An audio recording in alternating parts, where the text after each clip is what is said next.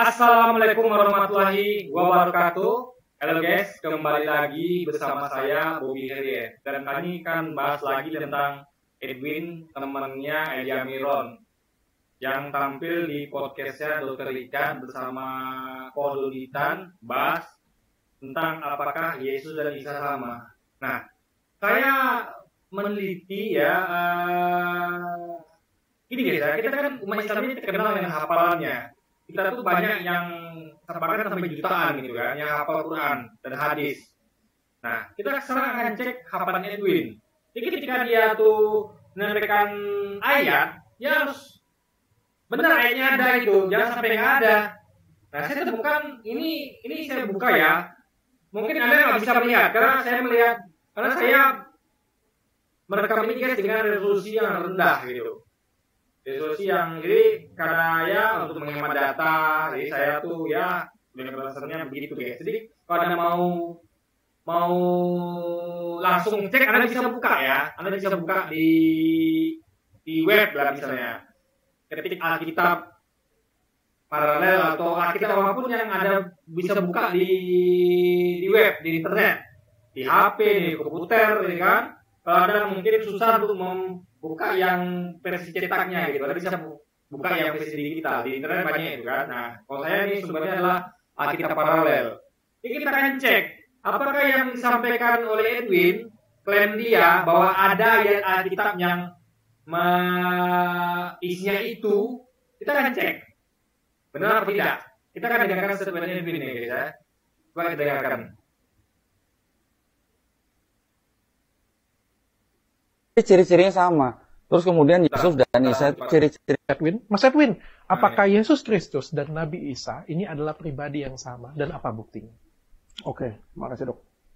Kalau dari sudut pandang pribadi saya membaca kitab suci, kami hanya berpegang teguh pada ajaran Rasul, murid Yesus itu sendiri. Jadi di dalam kitab kami 2 Tesalonika 2 ayat 15 itu disebutkan bahwa catat ya. 2 Tesalonika apa tadi? 2 Tesalonika 2 ya, nggak salah ya. Tolong lagi guys. berperspektif yang berbeda. ada orang yang membawa. Oke, makasih dok. Kalau dari sudut pandang pribadi saya membaca kitab suci, kami hanya berpegang teguh pada ajaran Rasul, murid Yesus itu sendiri. Jadi di dalam kitab kami 2 Tesalonika 2 ayat 15 itu disebutkan. Oke. 2 Tesalonika 2 ayat 15 ya. Kita akan buka guys. Kita ketikkan ya. 2 Tesalonika 2 Alkitab paralel. Ayat 15 ya. Dia bilang ayat 15 kan. Kita akan cek guys. Kita akan lihat isi ayat 15. Anda mungkin tidak bisa melihat ini ya, karena resolusi rendah guys. Kita bisa langsung cek, Anda bisa langsung buka di HP Anda atau di komputer Anda. Jadi isinya apa? Nah, di sini, ini dia benar guys ya. Di sini dikatakan bahwa sebab itu berdirilah teguh dan berpeganglah pada ajaran-ajaran yang kamu terima dari kami, yaitu para rasul itu. Baik secara lisan maupun secara tulis. Oke, ini benar nih. Kita dengar dia benar guys. Di sini dia benar ya. Dan bahwa berpeganglah teguh pada ajaran yang kami bawa, baik secara lisan maupun tulisan. Oke, masih benar ya. Persis seperti yang tadi. Berarti dia masih hafal ini. Kita akan teruskan guys. Dan para rasul itu juga mengatakan di dalam 1 Korintus 11, apabila. Nah, 1 Korintus 11 ya. Kita akan cek. 1 Korintus 11. Kita akan cek. 1 Korintus 11 Alkitab paralel. Kita akan cek apakah benar nggak sama. Nah ini 1 Korintus 11 mana ya, 1 Korintus 11 nih. Nah ini karena dia tidak menyebut ayat, ada panjang guys. Jadi kita akan lihat konteksnya ya. Kita akan lihat ada nggak yang dia dikatakan. Ini 1 Korintus 11 ya, ini ada berapa ya nih? Ada sekitar, wah banyak nih guys. Ada sampai 34. Jadi 1 Korintus 11 itu ada 34 ayat. Dari ayat 1 sampai 34. Tapi kita akan lihat nanti, ada nggak yang dia bilang? Coba dengar, dia bilang apa guys? Ada orang yang membawa berita atau Yesus yang lain. Di Galatia. Nah, ada orang yang membawa berita Yesus yang lain. Kita akan cek, ada nggak yang disampaikan dia? Ada orang yang memberitakan Yesus yang lain. Ya, ingat ya, di 1 Korintus 11, ada orang yang memberitakan tentang Yesus yang lain. Ada nggak kita cek? Jadi, saya bacakan semua aja lah ya kita. Dari 1 sampai 34. Jadi ada ingat-ingat ya. Kalau ada orang yang memberitakan Yesus yang lain, ada nggak di Korintus 1 Korintus 11 ini? Dari 34 ayat. Nah, jadilah pengikutku, sama seperti aku juga menjadi pengikut Kristus. Ayat 2-nya, aku harus memuji kamu. Sebab dalam segala sesuatu, kamu tetap mengingat akan aku dan teguh berpegang pada ajaran-ajaran yang kutuliskan padamu. Ayat 3-nya, tapi aku mau supaya kamu mengetahui hal ini, yaitu kepala dari tiap-tiap laki-laki ialah Kristus, kepala dari perempuan ialah laki-laki, dan kepala dari Kristus ialah Allah. Ayat 4-nya, tiap-tiap laki-laki yang berdoa atau bernubuat dengan kepala yang bertudung menghina kepalanya. Ayat 5, tapi tiap-tiap perempuan yang berdoa atau bernubuat dengan kepala yang tidak bertudung menghina kepalanya. Sebab ia sama dengan perempuan yang cukur rambutnya. Nah, ini sampai sini belum ada ya. Tapi ini menarik guys, kita bahas dulu ya. Jadi gini. Ini, coba bayangkan ya, ada yang berbunyi, ini walaupun keluar konteks ya, tapi kita bahas dulu sedikit benar nih guys ya. Tetapi tiap-tiap perempuan yang berdoa atau bernubuat dengan kepala yang tidak bertudung, artinya dia itu tiap-tiap perempuan ya, artinya semua perempuan. Yang berdoa atau bernubuat, ini berarti bisa di gereja, bisa dimanapun itu. Yang penting ketika berdoa, kebanyakan di gereja. Itu kalau dengan kepala yang tidak bertudung, alias kepalanya tidak ditudungi, ya dengan hijab, dengan apapun itulah, yang kayak Biarawati lah.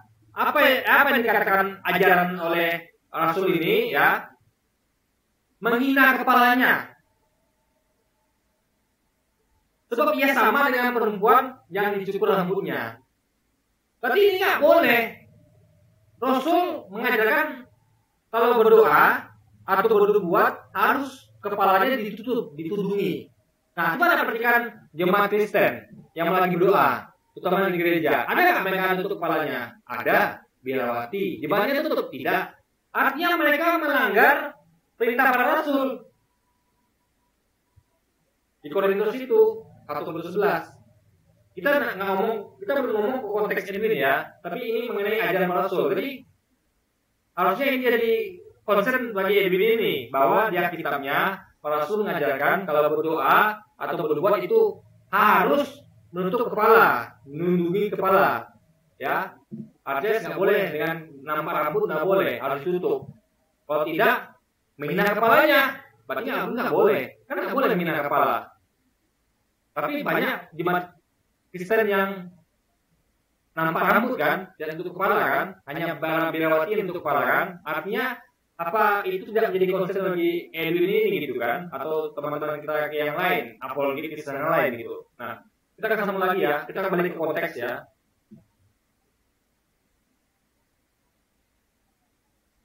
Oh, ada contohnya guys ya.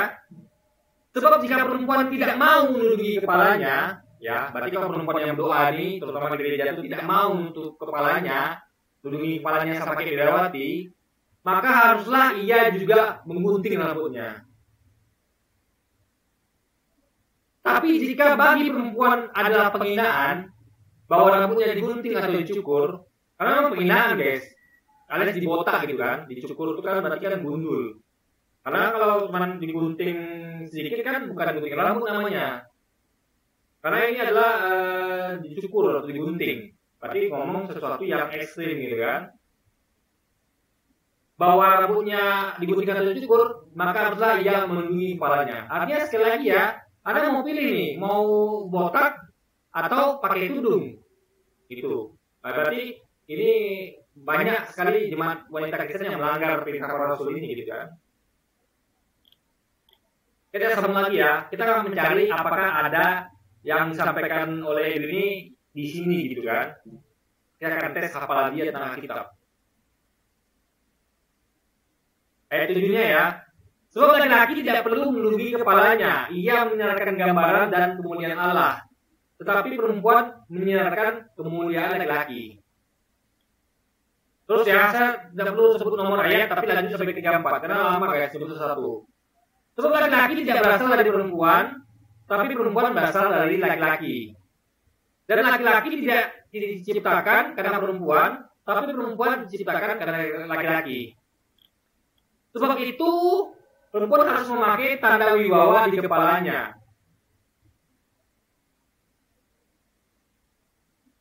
Oleh karena para malaikat. Namun demikian, dalam Tuhan tidak ada perempuan tanpa laki-laki dan tidak ada laki-laki tanpa perempuan. Sebab sama seperti perempuan berasal dari laki-laki, demikian pula laki-laki dilahirkan oleh perempuan dan segala sesuatu berasal dari Allah. Pertimbangkanlah sendiri, patutkah perempuan berdoa kepada Allah dengan kepala yang tidak bertudung? Jadi Rasul menanyakan ini, pantas enggak? Artinya pasti tidak pantas gitu kan. Tapi banyak jemaat Kristen yang melakukan itu, tidak menutupi kepalanya, seperti kayak Bewati gitu kan. Bukankah alam sendiri menyatakan kepadamu bahwa adalah keinahan bagi laki-laki jika ia berambut panjang? Tetapi bahwa adalah kehormatan bagi perempuan jika ia berambut panjang, sebab rambut diberikan kepada perempuan untuk menjadi penudung. Tetapi jika ada orang yang mau membantah, kami maupun jemaat-jemaat Allah tidak mempunyai kebiasaan yang demikian. Gitu. Jadi itu tuh ditentang oleh para rasul bahwa kalau laki-laki kan tidak boleh rambut panjang, tapi perempuan itu malah harus rambut panjang itu. Nah, itu penudung. Tapi bagi rasul ini ya tidak berlaku, karena harus tudung itu bukan rambut bagi perempuan, tapi penutup kepala yang benar gitu. Jadi memang betul-betul nutupin kepalanya. Jadi rambut itu tidak dihitung sebagai nutupin kepala, guys. Nah, jadi ini banyak sekali jemaat Kristen itu yang melanggar ajaran Rasul gitu kan. Lanjutan lagi ya. Ini panjang sampai 34 ya. Tapi kalau baca untuk mencari apakah ayat ini ada nggak ayat yang dia sebutkan itu di 1 Korintus ayat 11. Ayat 1 Korintus 11 ini, guys. Lanjut lagi ya. Dalam peraturan-peraturan yang berikut, aku tidak dapat memuji kamu, sebab pertemuan-pertemuanmu tidak mendatangkan kebaikan, tapi mendatangkan keburukan. Sebab pertama-tama aku mendengar bahwa apabila kamu berkumpul sebagai jemaat, ada perpecahan di antara kamu, dan hal itu sedikit banyak aku percaya. Sebab di antara kamu harus ada perpecahan, supaya nyata nanti siapakah di antara kamu yang teruji. Apabila kamu berkumpul, kamu bukanlah berkumpul untuk makan perjamuan Tuhan. Sebab pada perjamuan itu, tiap-tiap orang memakan dahulu makanannya sendiri, sehingga yang seorang lapar dan yang lain mabuk. Apakah kamu tidak mempunyai rumah sendiri untuk makan dan minum? Atau maukah kamu menghinakan jemaat Allah dan memalukan orang-orang yang tidak mempunyai apa-apa? Apakah yang kukatakan kepada kamu, memuji kamu? Dalam hal ini aku tidak memuji, sebab apa yang telah kuteruskan kepadamu telah aku terima dari Tuhan, yaitu bahwa Tuhan Yesus pada malam waktu ia diserahkan mengambil roti, dan sesudah itu ia mengucap syukur atasnya. Ia memecah-mecahkannya dan berkata, inilah tubuhku yang diserahkan bagi kamu, berbuatlah ini menjadi peringatan akan aku. Demikian juga ia mengambil cawan. Sudah makan, ia lalu berkata, cawan ini adalah perjanjian baru yang dimataikan oleh darahku. Berbuatlah ini setiap kali kamu minumnya menjadi peringatan akan aku. Sebab setiap kali kamu makan roti ini dan minum cawan ini, kamu memberitakan kematian Tuhan sampai ia datang. Jadi barang siapa dengan cara yang tidak layak makan roti atau minum cawan Tuhan, ia berdosa terhadap tubuh dan darah Tuhan. Karena itu hendaklah tiap-tiap orang memuji dirinya sendiri, dan baru sesudah itu ia makan roti dan minum dari cawan itu. Karena barang siapa makan dan minum tanpa mengakui tubuh Tuhan, ia mendatangkan hukuman atas dirinya. Sebab itu banyak di antara kamu yang lemah dan sakit, dan tidak sedikit yang meninggal. Kalau kita menguji diri kita sendiri, hukuman tidak menimpa kita. Tetapi kalau kita menerima hukuman dari Tuhan, kita dididik supaya kita tidak akan dihukum bersama-sama dengan dunia. Karena itu, saudara-saudaraku, jika kamu berkumpul untuk makan, nantikanlah olehmu seorang yang akan yang lain. Kalau ada orang lapar, baiklah ia makan dahulu di rumahnya, supaya jangan kamu berkumpul untuk dihukum. Hal-hal lain akan batur kalau aku datang. Artinya tidak ada sama sekali yang dia sebut. Pak ya, dia sebut apa tadi? Nggak ada, guys. Saya sudah cek, tidak ada. Anda boleh cek sendiri ya kalau nggak percaya. Di 1 Korintus 11 ayat 1 sampai 34, tidak ada, guys. Kalau dari sudut pandang pribadi saya membaca kitab suci, kami hanya berpegang teguh pada ajaran Rasul, murid Yesus itu sendiri. Jadi di dalam kitab kami 2 Tesalonika 2 ayat 15 itu disebutkan bahwa berpeganglah teguh pada ajaran yang kami bawa, baik secara lisan maupun tulisan. Ya, ini ada. Yang misalnya ini ya. Dan para rasul itu juga mengatakan di dalam 1 Korintus 11, apabila ada orang yang membawa berita atau Yesus yang lain. Nggak ada, guys. Artinya, yang disampaikan oleh dirinya adalah hoax. Nggak ada itu ayat di 1 Tesalonika 11, nggak ada, guys. Baik dari ayat 1 sampai 34, tadi sudah saya bacakan, tidak ada. Artinya, Edwin ini sedang mengarang. Ya, fakta bahwa dia mengarang. Gitu. Kita lanjutkan lagi ya. Di Galatia 6 ayat 1 sampai 8 dan 9. Nah, Galatia, bentar tadi saya lupa ya, Galatia berapa ini? Maka terkutuklah dia. Itu kata para rasul. Saya membaca kitab suci, kami hanya berpegang teguh pada ajaran Rasul, murid Yesus itu sendiri. Jadi di dalam kitab kami 2 Tesalonika 2 ayat 15 itu disebutkan bahwa berpeganglah teguh pada ajaran yang kami bawa, baik secara lisan maupun tulisan. Dan para rasul itu juga mengatakan di dalam 1 Korintus 11, apabila ada orang yang membawa berita atau Yesus yang lain. Di Galatia 6 ayat 1 sampai 8 dan 9. Nah, Galatia 6 ayat 1 sampai 8. Kita cek ya. Galatia 6 ya. Galatia 6. Alkitab paralel. Anda bisa cek langsung ya di internet atau di yang versi cetak kalau ada punya. Kita akan cek ada apa tidak. Nah, nih. Dia sebut ayat 1 sampai 6, artinya kita lihat konteksnya, guys. Karena ini kan lebih dari 1 ayat. Nah. Ada nggak di ayat yang dia bilang? Yang dia bilang apa nih? 9. Maka terkutuklah dia. Itu kata para rasul, bukan kata saya. Sehingga yang saya murid Yesus itu sendiri. Jadi di dalam kitab kami 2 Tesalonika 2 ayat 15 itu disebutkan bahwa berpeganglah teguh pada ajaran yang kami bawa, baik secara lisan maupun tulisan. Dan para rasul itu juga mengatakan di dalam 1 Korintus 11, apabila ada orang yang membawa berita atau Yesus yang lain. Di Galatia 6 ayat 1 sampai 8 dan 9. Nah, Galatia 6 ayat 1 sampai 8 dan 9 ya. Berarti 1 sampai 9 berarti.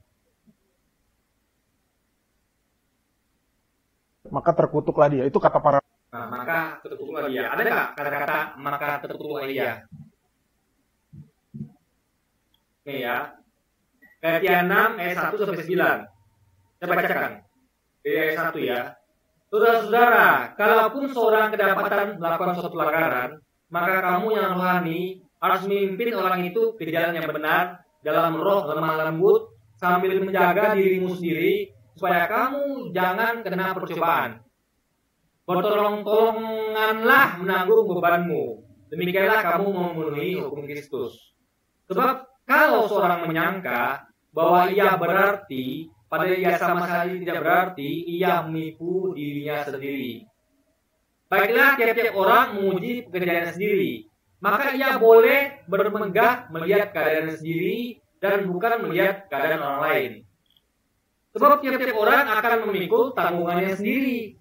Dan baiklah dia yang menerima pengajaran dalam firman, membagi segala sesuatu yang ada padanya dengan orang yang memberikan pengajaran itu. Jangan sesat. Allah tidak membiarkan dirinya dipermainkan. Karena apa yang ditabur orang, itu juga yang akan dituainya. Sebab barang siapa menabur dalam dagingnya, ia akan menuai kebinasaan dari dagingnya. Tetapi barang siapa menabur dalam roh, ia akan menuai hidup yang kekal dari roh itu. Janganlah kita jemu-jemu berbuat baik, karena apabila sudah datang waktunya, kita akan menuai jika kita tidak menjadi lemah. Ini ayat 9 sampai 1 sudah saya bacakan. Tidak ada akan menjadi kutuk seperti disampaikan Edwin. Jadi Edwin ini membaca, pertanyaan adalah Edwin ini membaca Alkitab yang mana? Membaca Alkitab yang mana? Hanya satu yang benar dari 3 ayat yang dia sebutkan, yaitu yang pertama tadi. Hanya satu yang benar. 2 lagi kok tidak ada. Anda boleh cek sendiri ya. Ya, boleh cek sendiri di Galatia 6 ayat 1 sampai 9. Juga yang tadi. Jadi ada cek Galatia 6 ayat 1 sampai 9, ada enggak yang terkutuk itu? Enggak ada. Lalu yang di 1 Korintus 11 satu perikop utuh tidak ada yang disampaikan dia tadi, enggak ada. Ya, hanya yang ada itu yang tadi, yang 2 Tesalonika 2 itu ada. Artinya yang diklaim Edwin ini gagal total. Dia kan klaim bahwa dia Alkitab dia yang ayat-ayat yang disebutkan itu adalah yang harus mengikuti Rasul. Rasul memberitakan bahwa kalau ada yang memberitakan tentang Yesus yang lain, makanya itu adalah terkutuk. Jadi disebutkan ayat-ayatnya. Faktanya kita temukan, tidak cari, tidak ada, guys. Artinya ini entah si Edwin salah nomor ayat atau gimana gitu. Makanya kita harus kritis ya, guys ya. Ketika orang itu menyebutkan nomor ayat, nama ayat itu kita harus kritis. Jangan terima begitu saja. Oh, ya benar dia sampaikan, tidak cek dulu. Tidak ada. Artinya klaimnya Edwin ini gagal total. Berarti nggak ada ayat yang dia sebut di poin-poin di di posisi ayat ini yang mengatakan bahwa kalau ada orang yang memberitakan tentang Yesus yang lain, lalu itu adalah terkutuk, itu tidak benar, ya, karena tidak ada ayat-ayat yang disebut itu tidak ada, guys. Saya sudah buka sendiri, silakan buktikan di rumah ya, nggak ada.